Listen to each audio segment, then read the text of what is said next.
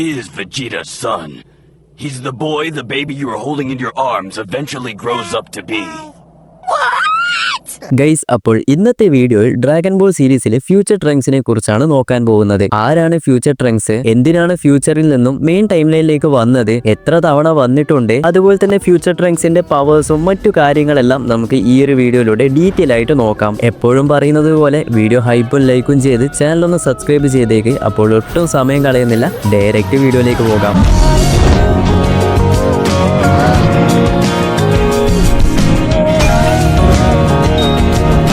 Okay, ഇവിടെ ആദ്യം തന്നെ ഈ ട്രങ്ക്സ് ആരാണെന്ന് ഞാൻ പറയണ്ടല്ലോ. നമ്മുടെ വെജീറ്റയുടെയും ബുൾമയുടെയും മകനാണ് ട്രങ്ക്സ്. ഈ ഒരു ട്രങ്ക്സിന്റെ ഫ്യൂച്ചർ വേർഷൻ ആണ് ഫ്യൂച്ചർ ട്രങ്ക്സ്. അപ്പോൾ ഈ ഒരു ഫ്യൂച്ചർ ട്രങ്ക്സ് ആണെങ്കിൽ ഫ്യൂച്ചറിൽ നിന്നും 2 തവണയാണ് മെയിൻ ടൈം ലൈനിലേക്ക് വന്നിട്ടുള്ളത്. അതൊന്ന് ഡ്രാഗൺ ബോൾ സിയിലും ഒന്ന് ഡ്രാഗൺ ബോൾ സൂപ്പറിലുമാണ്. ഓക്കെ, അപ്പോൾ നമുക്ക് ആദ്യം ഡ്രാഗൺ ബോൾ സിയിൽ നിന്ന് തന്നെ സ്റ്റാർട്ട് ചെയ്യാം. ഡ്രാഗൺ ബോൾ സിയിൽ എല്ലാം നഷ്ടപ്പെട്ടു പോയ ഒരു ക്യാരക്ടർ ഉണ്ടെന്ന് പറഞ്ഞാൽ അത് നമ്മുടെ ഫ്യൂച്ചർ ട്രങ്ക്സ് ആണ്. ഡ്രാഗൺ ബോൾ സിയിൽ നമ്മുടെ ഗോകു സൂപ്പർ സേനയിൽ മാറി നമ്മുടെ ഫ്രീസി ഒക്കെ ഡിഫീറ്റ് ചെയ്ത് നമുക്ക് അറിയാമല്ലോ. അങ്ങനെ കുറച്ചു കാലത്തിന് ശേഷം നമ്മുടെ ഫ്രീസ ആണെങ്കിൽ പിന്നെയും തിരിച്ചു വരുന്നു. അതും ഫ്രീസ ഒരു മെക്ക ഫ്രീസ എന്ന് പറഞ്ഞിട്ടുള്ള ഒരു ഫോമിലാണ് വരുന്നത്. ഫ്രീസ എന്തിനാണ് ഇവിടെ വന്നതെന്ന് നോക്കിക്കഴിഞ്ഞാൽ നമ്മുടെ ഗോകുവിനെ റിവെഞ്ച് എടുക്കാനാണ്. അങ്ങനെ ഫ്രീസ ഇവിടെ വന്ന് ജി ഫൈറ്റേഴ്സുമായിട്ട് ഫൈറ്റ് ചെയ്യാൻ വേണ്ടി നിൽക്കുമ്പോഴാണ് പെട്ടെന്ന് അവിടെ നമ്മുടെ ഫ്യൂച്ചർ ട്രങ്ക്സ് വരുന്നത്. ഫ്യൂച്ചർ ട്രങ്ക്സ് വന്ന സമയത്ത് ഇതാരാണെന്ന് ജി ഫൈറ്റേഴ്സിനും ഫ്രീസയ്ക്കും ആർക്കും തന്നെ മനസ്സിലായില്ല. എന്നാൽ നമ്മുടെ ഫ്യൂച്ചർ ട്രങ്ക്സ് ആണെങ്കിൽ സൂപ്പർ സെയിനിൽ മാറിയപ്പോൾ തന്നെ ഇതൊരു സെയ്യനാണെന്ന് എല്ലാവരും തന്നെ കൺഫേം ചെയ്തു. അങ്ങനെ ഫ്യൂച്ചർ ട്രങ്ക്സ് ആണെങ്കിൽ സൂപ്പർ സൈനിൽ മാറി തന്റെ ആ ഒരു സ്വാഡ് വെച്ച് ഫ്രീസിയെ 2 പീസാക്കി മാറ്റി ഫ്രീസിയെ മുഴുവനായും ഇല്ലാതാക്കുന്നു. അപ്പോഴാണ് ഒരുപാട് കാലത്തിന് ശേഷം നമ്മുടെ ഗോകു എർത്തിൽ വരുന്നത്. എന്നാൽ നമ്മുടെ ഗോകുവിനാണെങ്കിലും ഇത് ആരാണെന്ന് കറക്റ്റ് മനസ്സിലാകില്ല. അങ്ങനെയാണ് നമ്മുടെ ഫ്യൂച്ചർ ട്രങ്ക്സ് ഗോകുവിനോട് പറയുന്നത്, ഞാൻ ഫ്യൂച്ചറിൽ നിന്ന് വന്ന ട്രങ്ക്സ് ആണ്, വെജീറ്റയുടെയും ബുൾമയുടെയും മകനാണ് തുടങ്ങിയ കാര്യങ്ങളൊക്കെ പറയുന്നത്. അപ്പോൾ ഇങ്ങനെയാണ് ആദ്യമായിട്ട് നമ്മുടെ ഫ്യൂച്ചർ ട്രങ്ക്സ് മെയിൻ ടൈം ലൈനിലേക്ക് വരുന്നത്. എന്നാൽ ഈ ഒരു ഫ്യൂച്ചർ ട്രങ്ക്സ് എന്തിനാണ് മെയിൻ ടൈം ലൈനിലേക്ക് വന്നതെന്ന് ഇനി നമുക്ക് നോക്കാം. അതായത് ഫ്യൂച്ചർ ടൈം ലൈൻ നോക്കിക്കഴിഞ്ഞാൽ മുൻപ് നടന്നതുപോലെ തന്നെ ഗോകു നമ്മുടെ ഫ്രീസയെ സൂപ്പർ സെയിനിൽ മാറി ഡിഫീറ്റ് ചെയ്യുന്നു. അത് കഴിഞ്ഞ് കുറച്ച് നാളിന് ശേഷം നമ്മുടെ ഗോകുവിന് ഒരു രോഗം ബാധിക്കുന്നു. ആ ഒരു രോഗത്തിനാണെങ്കിൽ നിലവിൽ മരുന്നൊന്നും കണ്ടുപിടിച്ചിട്ടുമില്ല. അങ്ങനെ നമ്മുടെ ഗോകുവിന് ചികിത്സ കിട്ടാതെ ഗോകു മരിച്ചു പോകുന്നു. ഓക്കെ, ഞാൻ ഈ പറയുന്നത് ഫ്യൂച്ചർ ടൈം ലൈനിൽ നടക്കുന്ന സംഭവമാണ്, അത് മറന്നുപോയത്. അങ്ങനെ ഗോകു മരിച്ചതിന് ശേഷം എല്ലാം തന്നെ തലകീഴായി പോകാൻ തുടങ്ങും. അതായത് പിന്നീട് ആൻഡ്രോയിഡ് 17, 18 എന്ന് പറഞ്ഞിട്ടുള്ള 2 സൈബോർഗ് വരുന്നു. അതായത് ഡോക്ടർ ജീറോ എന്ന് പറഞ്ഞിട്ടുള്ള ഒരു സയന്റിസ്റ്റ് ഉണ്ട്. പുള്ളിക്കാരനാണ് ഈ ഒരു 2 ആൻഡ്രോയിഡ്സിനെ ക്രിയേറ്റ് ചെയ്യുന്നത്. ഇവർ രണ്ടുപേരുമാണെങ്കിൽ ഗോകുവും വെജിറ്റയെക്കാളും പവർഫുൾ ആണ്. ഇവർ വന്ന ഉടൻ തന്നെ കണ്ണിൽ കാണുന്ന എല്ലാത്തിനെയും ഡിസ്ട്രോയ് ചെയ്യാൻ വേണ്ടി തുടങ്ങും. എന്തിനെന്ന് പറയാൻ നമ്മുടെ ജി ഫൈറ്റേഴ്സിനൊന്നും ഇവിടെ പിടിച്ചു നിൽക്കാൻ കഴിയുന്നില്ല. എല്ലാവരെയും അങ്ങ് കൊന്നു കളയുകയാണ് ചെയ്യുന്നത്. ഇവിടെ ആദ്യം തന്നെ നമ്മുടെ പിക്കലോയാണ് ഇവർ കൊല്ലുന്നത്. പിക്കലോയെ കൊന്നതുകൊണ്ട് തന്നെ ഡ്രാഗൺ ബോൾസ് ഇല്ല, ആരെയും തിരിച്ചു കൊണ്ടുവരാനും കഴിയുകയില്ല. അങ്ങനെ ഈ ഒരു ആൻഡ്രോയിഡ്സിൽ നിന്നും രക്ഷപ്പെട്ട 3 പേരാണ് നമ്മുടെ ഗോഹാനും ബുൾമയും ട്രങ്ക്സും. ഇവർ 3 പേരാണ് രക്ഷപ്പെട്ടത്. ഈ ഒരു സമയത്ത് നമ്മുടെ ട്രങ്ക്സിനാണെങ്കിൽ സൂപ്പർ സെയിനിലൊന്നും മാറാൻ കഴിയില്ല, ഇപ്പോഴും ട്രെയിനിങ് ചെയ്തുകൊണ്ടിരിക്കുകയാണ്. അതുപോലെ തന്നെ നമ്മുടെ മെയിൻ ടൈം ലൈൻ എടുത്തു കഴിഞ്ഞാൽ അതിൽ നമ്മുടെ ഗോഹാനും പിക്കലയും തമ്മിലുള്ള ഒരു ബോണ്ട് ഇല്ലേ, അത് ഞാൻ എടുത്തു പറയേണ്ട ആവശ്യമില്ലല്ലോ. ഒരു സെൻസയും സ്റ്റുഡന്റ് എന്നതിനുപരി അതിന് മുകളിലും ഒരുപാട് കാര്യങ്ങൾ ഇവർക്കുള്ളിലുണ്ട്. അതുപോലെ തന്നെയാണ് ഈ ഒരു ഫ്യൂച്ചർ ടൈം ലൈനിൽ എടുത്തു കഴിഞ്ഞാൽ നമ്മുടെ ഫ്യൂച്ചർ ട്രങ്ക്സും ഗോഹാനും തമ്മിലുള്ള ആ ഒരു ബോണ്ട്, അതായത് നമ്മുടെ ട്രങ്ക്സിന് വേണ്ട ട്രെയിനിങ്ങും കാര്യങ്ങളും ഒക്കെ കൊടുക്കുന്നത് നമ്മുടെ ഗോഹാനാണ്. അതുപോലെ തന്നെ ഗോഹാൻ ആണെങ്കിൽ ഫൈറ്റിനിടയിൽ തന്റെ ഒരു കൈയൊക്കെ നഷ്ടപ്പെട്ടിരുന്നു. അങ്ങനെയാണ് പെട്ടെന്നൊരു ദിവസം ആൻഡ്രോയിഡ്സ് പിന്നെയും ഇവരെ അറ്റാക്ക് ചെയ്യാൻ വേണ്ടി വരുന്ന സമയത്ത് നമ്മുടെ ഗോഹാൻ അറിയാം ട്രങ്ക്സിന് എങ്ങനെയോ ഇവരെ പിടിച്ചു നിൽക്കാൻ കഴിയില്ല എന്ന്. അങ്ങനെ ഗോഹാൻ എന്ത് ചെയ്യും, ട്രങ്ക്സിനെ അടിച്ച് ബോധം കെടുത്തി അവനെ മറ്റൊരു സൈഡിലേക്ക് മാറ്റി നിർത്തി ഗോഹാൻ ആൻഡ്രോയിഡ് 17, 18 കൂടെ ഒറ്റയ്ക്ക് ഫൈറ്റ് ചെയ്യാൻ വേണ്ടി പോകുന്നു. എന്നാൽ ഒരു പരിധി കഴിഞ്ഞ് ഗോഹാനും ഒന്നും ചെയ്യാൻ സാധിക്കുന്നില്ല. ഗോഹാനും അവരുടെ കയ്യിൽ നിന്നും മരിക്കുന്നു. അങ്ങനെ ബോധം വന്ന ട്രങ്ക്സ് ആണെങ്കിൽ പതിയെ ഗോഹാന്റെ അടുത്ത് പോകുമ്പോഴതാ ഗോഹാൻ മരിച്ച നിലയിൽ. അങ്ങനെ ആ ഒരു സങ്കടം താങ്ങാനാകാതെ ഗോഹാൻ ആണെങ്കിൽ ബുൾമയുടെ അടുത്തേക്ക് പോകുന്നു. ഓക്കെ, ഇവിടെയാണ് നമ്മുടെ ട്രങ്ക്സ്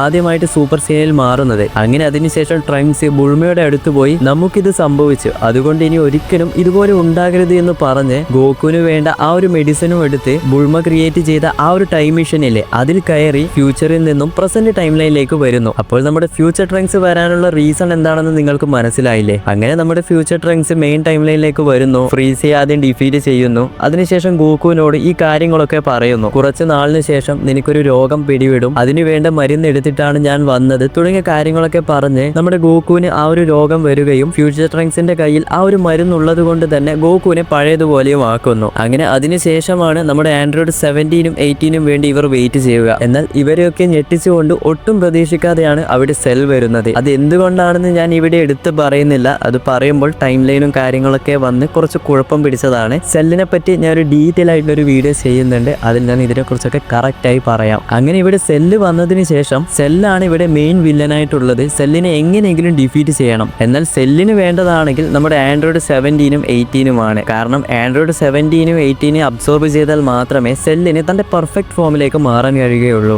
ആദ്യം നമ്മുടെ സെല്ലാണെങ്കിൽ ആൻഡ്രോയിഡ് 17-നെ അബ്സോർബ് ചെയ്ത് പകുതി പവർഫുൾ ആയി. ഇനി 18-നെയും കൂടി അബ്സോർബ് ചെയ്ത് കഴിഞ്ഞാൽ സെല്ല് പെർഫെക്റ്റ് ഫോമിലേക്ക് മാറും. അങ്ങനെ സെല്ല് പെർഫെക്റ്റ് ഫോമിലേക്ക് മാറുന്നത് തടയാൻ വേണ്ടി നമ്മുടെ ഫ്യൂച്ചർ ട്രങ്ക്സ് പലതവണ ശ്രമിച്ചിരുന്നു. എന്നാൽ നമ്മുടെ വെജീറ്റയുടെ വാശിയിലാണെങ്കിൽ കാര്യങ്ങളൊക്കെ തലകീഴായി പോയി. പിന്നീട് ഞാൻ നടന്ന സംഭവങ്ങളെ കുറിച്ചൊന്നും പറയണ്ടല്ലോ. നമ്മുടെ സെല്ല് പെർഫെക്റ്റ് ഫോമിലേക്ക് മാറുന്നു. നമ്മുടെ ഗോഹാൻ ആണെങ്കിൽ സൂപ്പർ സെയിൻ 2-ൽ മാറി നമ്മുടെ സെല്ലിനെ ഡിഫീറ്റ് ചെയ്യുന്നു തുടങ്ങിയ കാര്യങ്ങളൊക്കെ. അങ്ങനെ ഇവിടെയാണ് ആദ്യമായിട്ട് നമ്മുടെ ഫ്യൂച്ചർ ട്രങ്ക്സ് ഡ്രാഗൺ ബോൾ സിയിൽ വരുന്നത്. ഓക്കെ, അതുപോലെ തന്നെ ഞാൻ ഇവിടെ മറ്റൊരു കാര്യം പറയാം. ഈ ഒരു ഡ്രാഗൺ ബോൾ സി കണ്ടു കഴിഞ്ഞതിന് ശേഷം ഫ്യൂച്ചർ ട്രങ്ക്സിന്റെ ഒരു മൂവി ഉണ്ട്. ആ ഒരു പടം എന്തായാലും നിങ്ങൾ കണ്ടിരിക്കണം. കാരണം അതിലാണ് ഫ്യൂച്ചർ ടൈം ലൈനിൽ എന്താണ് സംഭവിച്ചത് തുടങ്ങിയ കാര്യങ്ങളൊക്കെ ഡീറ്റെയിൽ ആയിട്ട് പറഞ്ഞു തന്നത്. അതിൽ നടന്നിട്ടുള്ള ഒരു വളരെ കുറച്ച് ഭാഗം മാത്രമേ ഞാൻ ഷോർട്ടായിട്ട് ഇവിടെ പറഞ്ഞിട്ടുള്ളൂ. അങ്ങനെ ഇതിന് അവസാനം എന്ത് സംഭവിക്കുമെന്ന് നോക്കിക്കഴിഞ്ഞാൽ നമ്മുടെ മെയിൻ ടൈം ലൈനിലുള്ള നമ്മുടെ സെല്ലിനെ ഇവരെല്ലാവരും ചേർന്ന് ഡിഫീറ്റ് ചെയ്ത് നമ്മുടെ ട്രങ്ക്സ് ആണെങ്കിൽ തിരിച്ച് തന്റെ ടൈം ലൈനിലേക്ക് തന്നെ പോകുന്നുണ്ട്. അങ്ങനെ ഫ്യൂച്ചർ ടൈം ലൈനിൽ എത്തിയ നമ്മുടെ ട്രങ്ക്സ് ആണെങ്കിൽ അവിടെ ഉണ്ടായ ആൻഡ്രോയിഡ്സിനെയും സെല്ലിനെയും എല്ലാം തന്നെ ഡിഫീറ്റ് ചെയ്യുന്നു. പിന്നെ ഒരു കാര്യം, ഇതെനിക്ക് പേഴ്സണലായിട്ട് തോന്നിയ ഒന്നാണ്. ഡ്രാഗൺ ബോൾസിൽ കൂളായി നല്ല ലുക്കായിട്ടുള്ള ക്യാരക്ടേഴ്സ് എടുത്തു കഴിഞ്ഞാൽ അതിൽ 2 ക്യാരക്ടേഴ്സ് ആണ് ഉള്ളത്. ഒന്ന് നമ്മുടെ ട്രങ്ക്സും അതുപോലെ തന്നെ ഗ്രനോളയും. ട്രങ്ക്സിന്റെ ആ ഒരു ജാക്കറ്റും അതുപോലെ തന്നെ ആ ഒരു സോഡൊക്കെ വെച്ചിട്ടുള്ള ലുക്ക് കുറച്ച് അടിപൊളിയായിട്ടാണ് ഡ്രാഗൺ ബോൾ സിയിൽ നമുക്ക് കാണിച്ചു തന്നത്. അപ്പോൾ ഈ ഒരു കാര്യം പറഞ്ഞപ്പോഴാണ് ട്രങ്ക്സിന്റെ കയ്യിൽ നമുക്ക് എപ്പോഴും ആ ഒരു സ്വാഡ് കാണാൻ സാധിക്കും. ആക്ച്വലി ഈ ഒരു സ്വാഡ് ആണെങ്കിൽ ടാപ്പിയോൺ എന്ന് പറഞ്ഞിട്ടുള്ള ഒരു ക്യാരക്ടർ ഉണ്ട്. പുള്ളിക്കാരനാണ് ട്രങ്ക്സിന് ഇത് കൊടുക്കുന്നത്. Dragon ball Z wrath of dragon എന്ന് പറഞ്ഞിട്ടുള്ള ഒരു നോൺ കാനോൺ മൂവി ഉണ്ട്. ഇതിലാണ് ഇതിനെക്കുറിച്ചുള്ള മറ്റു കാര്യങ്ങളൊക്കെ നമുക്ക് കാണിച്ചു തന്നത്. നമുക്ക് ഒരു ദിവസം എന്തായാലും ഈ ഒരു മൂവി എക്സ്പ്ലെയിൻ ചെയ്യാം. അതിൽ നമുക്ക് ഇതിനെക്കുറിച്ചുള്ള കൂടുതൽ കാര്യങ്ങൾ മനസ്സിലാക്കാൻ സാധിക്കും. ഓക്കെ, ഡ്രാഗൺ ബോൾ സിയിൽ ഫ്യൂച്ചർ ട്രങ്ക്സിനെ കുറിച്ച് ഇത്രയൊക്കെ കാര്യങ്ങളാണ് നമുക്ക് കാണിച്ചു തന്നത്. ഇനി നമുക്ക് ഡ്രാഗൺ ബോൾ സൂപ്പറിലേക്ക് പോകാം. ഡ്രാഗൺ ബോൾ സിയിൽ നമ്മുടെ മെയിൻ ടൈം ലൈനിലുള്ള ഗോകുവും വെജിറ്റയും ഹെൽപ്പ് ചെയ്യാൻ വേണ്ടിയല്ലേ ഫ്യൂച്ചർ ട്രങ്ക്സ് ഇവിടേക്ക് വന്നത്. എന്നാൽ ഈ തവണ കാര്യങ്ങൾ നേരെ തലകീഴായിട്ടാണ് നടക്കുന്നത്. ഫ്യൂച്ചർ ടൈം ലൈനിൽ ഒരു ഭീകരനായിട്ടുള്ള ഒരു വില്ലൻ വരുന്നു. അവിടെയുള്ള ആർക്കും അവനൊന്നും തൊടാൻ കൂടി കഴിയുന്നില്ല.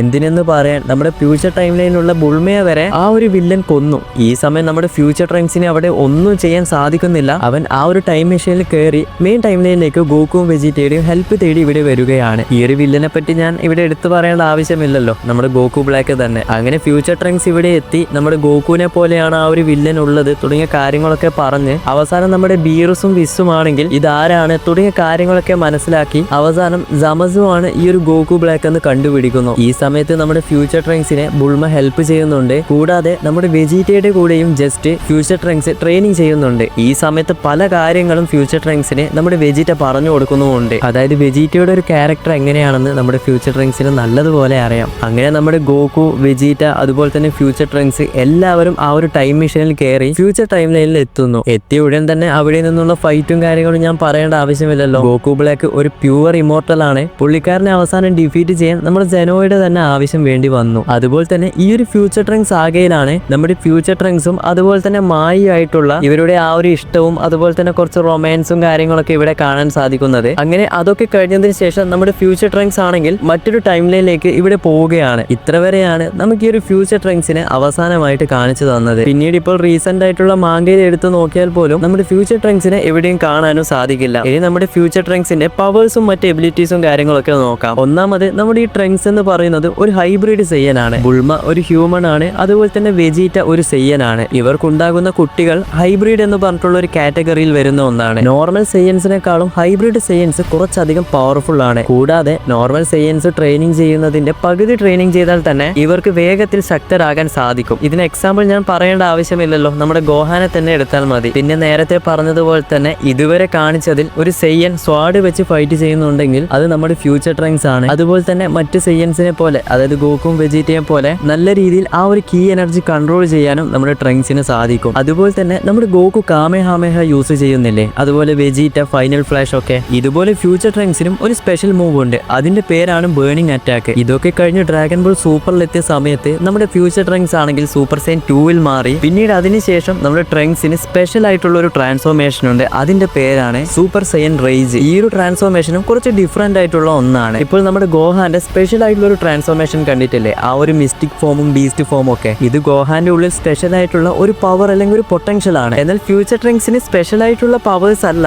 എന്നാൽ ഈ ഒരു ഫ്യൂച്ചർ ട്രങ്ക്സിന്റെ സൂപ്പർ സൈൻ റേജ് എന്ന് പറയുന്നത് നമ്മുടെ ഗോഡ് കീയും അതുപോലെ തന്നെ സൂപ്പർ സൈന്റെ ആ ഒരു റേജും മിക്സ് ചെയ്തിട്ടുള്ള ഒരു ട്രാൻസ്ഫോർമേഷൻ ആണ്. എന്നാൽ ഈ ഒരു ട്രാൻസ്ഫോർമേഷൻ നമ്മുടെ ഫ്യൂച്ചർ ട്രങ്ക്സിന് മാത്രമേ യൂസ് ചെയ്യാനും സാധിക്കുകയുള്ളൂ. എന്നാൽ ഇത് സൂപ്പർ സൈൻ ബ്ലൂവിന് ഈക്വൽ ആണോ എന്ന് ചോദിച്ചു കഴിഞ്ഞാൽ അല്ല. എന്നാൽ ആ ഒരു ലെവലിൽ പവർഫുൾ ആകാനും ഈ ഒരു സൂപ്പർ സൈൻ റേജിന് സാധിക്കും. ഈ ഒരു ട്രാൻസ്ഫോർമേഷനിൽ മാറിയ നമ്മുടെ ഫ്യൂച്ചർ ട്രങ്ക്സ് ജമസുവിന്റെ കൂടെയൊക്കെ ഫൈറ്റ് ചെയ്യുന്നുണ്ട്. എന്നാൽ ഈ ഒരു സൂപ്പർ സൈൻ റേജ് പെർഫെക്റ്റ് ആയിട്ടും നമ്മുടെ ട്രങ്ക്സ് കൺട്രോൾ ചെയ്തിട്ടുമില്ല. അതുപോലെ സീരീസിൽ ഈ ഒരു സൂപ്പർ സൈൻ റേജിന്റെ ആ ഒരു പവർ ഇല്ലേ, അത് തന്റെ സ്വാഡിലേക്ക് കൊടുത്ത് ഫൈറ്റ് ചെയ്യുന്ന രീതിയിലും നമുക്ക് ഇവിടെ കാണിച്ചു തന്നിട്ടുണ്ട്. ഇത് സീരീസിൽ മാത്രമാണ് ഇങ്ങനെയുള്ളത്, മാങ്കയിൽ ഇങ്ങനെ ഒരു സംഭവം നടക്കുന്നില്ല. അപ്പോൾ ഡ്രാഗൺ ബോൾ സൂപ്പറിലും ഇത്രയൊക്കെ കാര്യങ്ങളാണ് ഫ്യൂച്ചർ ട്രങ്ക്സിനെ കുറിച്ച് നമുക്ക് കാണിച്ചു തന്നത്. അതുപോലെ നോൺ കാനോൺ ആയിട്ടുള്ള ചില മൂവീസ് ഉണ്ട്. Example dragon ball Z Broly the legendary super saiyan എന്ന മൂവിയിലും നമ്മൾ നേരത്തെ പറഞ്ഞില്ലേ dragon ball Z wrath of dragon എന്ന മൂവി, ഇതിലൊക്കെ നമുക്ക് നോൺ കാനോൺ ആയി ആ ഒരു ഫ്യൂച്ചർ ട്രങ്ക്സിനെ കാണാൻ സാധിക്കും. ഇനി അവസാനമായി ഒരു കാര്യം കൂടി പറയാം. നമ്മൾ തുടക്കത്തിൽ പറഞ്ഞതുപോലെ തന്നെ ഈ ഒരു ഡ്രാഗൺ ബോൾ സീരീസിൽ ഒരു ബ്രോക്കൺ ഹീറോ എന്നൊക്കെ പറയുന്നുണ്ടെങ്കിൽ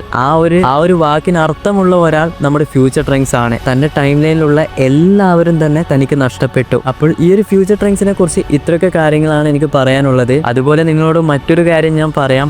ഈ ഒരു വർഷം ചിലപ്പോൾ ഡ്രാഗൺ ബോളിനെ കുറിച്ചുള്ള പല കാര്യങ്ങളും നമുക്ക് കിട്ടാനുള്ള ചാൻസ് ഉണ്ട്. അപ്പോൾ ഈ ഒരു ഡ്രാഗൺ ബോൾസിന് വരാനിരിക്കുന്ന പല അപ്ഡേറ്റും കാര്യങ്ങളൊക്കെ നമ്മൾ ഇൻസ്റ്റാഗ്രാമിൽ സ്റ്റോറി ഇടുന്നതായിരിക്കും. അപ്പോൾ ഇൻസ്റ്റാഗ്രാം ഫോളോ ചെയ്യാത്തവർ എന്തായാലും ഫോളോ ചെയ്യുക. ഇതിന്റെ ലിങ്ക് ഞാൻ ഡിസ്ക്രിപ്ഷനിൽ കൊടുത്തേക്കാം. അപ്പോൾ ഞാൻ കൂടുതൽ കാര്യങ്ങളൊന്നും പറയുന്നില്ല. ഇതുപോലുള്ള അടുത്തൊരു വീഡിയോയുമായി പിന്നെ വരാം.